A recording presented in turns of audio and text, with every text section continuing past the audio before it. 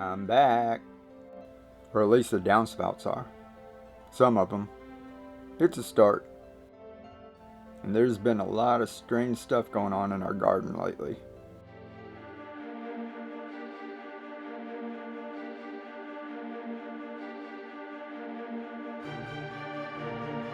Let's get started with this. Radish microgreens.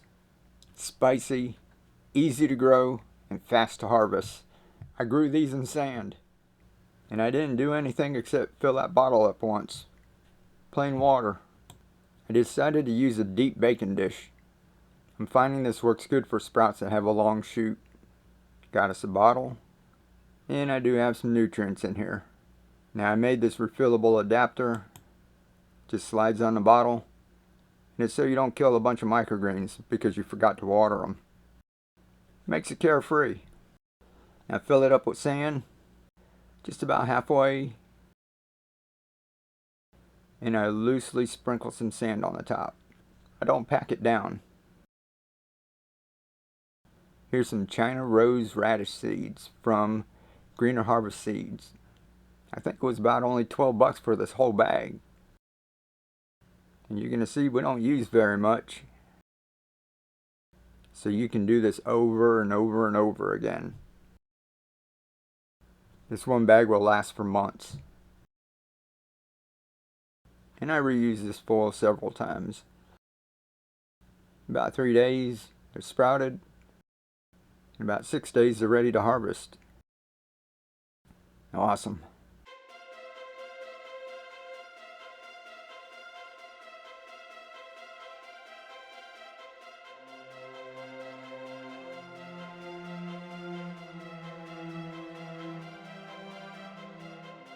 Toss that on your salad.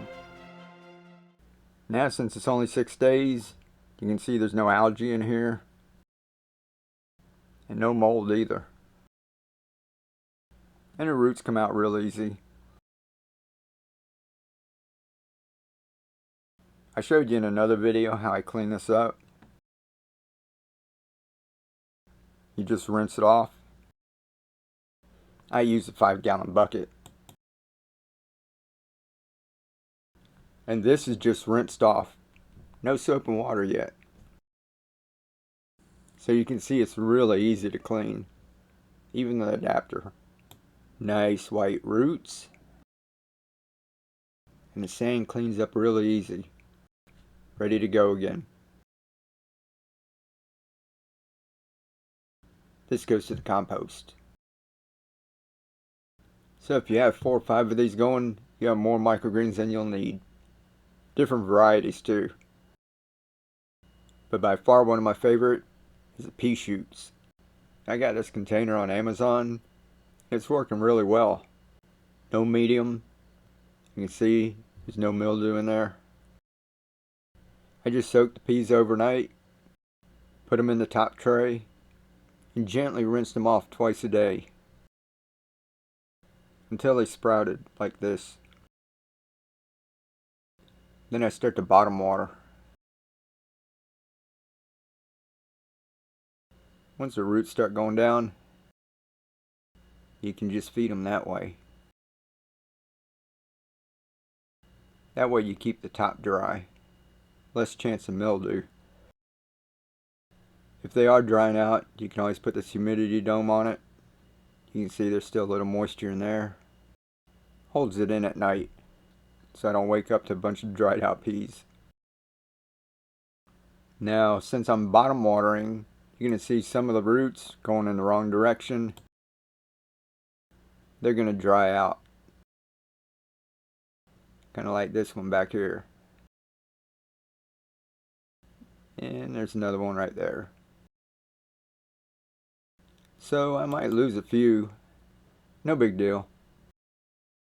We're still going to get a great harvest. You can always come in and spray them a little if you need to. Not too much. Oh, little mushrooms. Oh, look at the little mushroom. This is the lion's mane spawn. It's already colonized.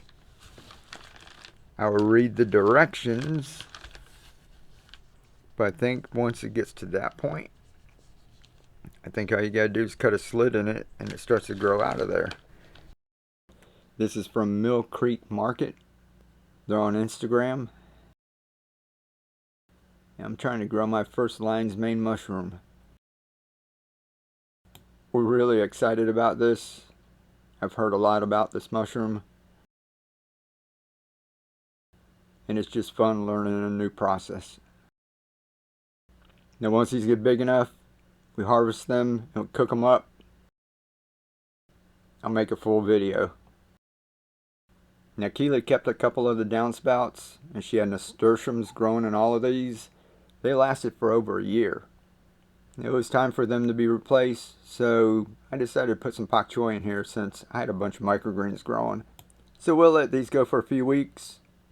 We'll come back and check on them and do a video on that. And this is where we had the living wall, but it was blocking what little light I had coming into my backyard. So we took it down, but I had a bunch of pieces left. And I don't like to waste stuff, so I had this gutter. We had a bunch of clay pebbles. I thought, why not just throw a bunch of microgreen seeds on it, see what happens. So this is just like we're growing in our other containers, except we've got moving water. I just left it open at the end a little bit where it can drip out. I just want to see if it all works. If it does, I'll put some plumbing on here. But for right now, it can just drip on here and it'll drain into the container. It's the same one we had on the living wall. That's why all the holes are in it. I'm using the same irrigation tubing, the same pump, and I got a shutoff valve here.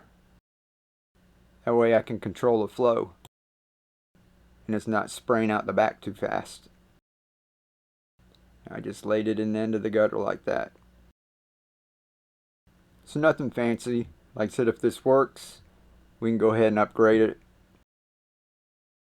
But if it doesn't, it's just stuff we have laying around anyway. So what do y'all think? How's this going to work out? Let me know, and any other suggestions you might have.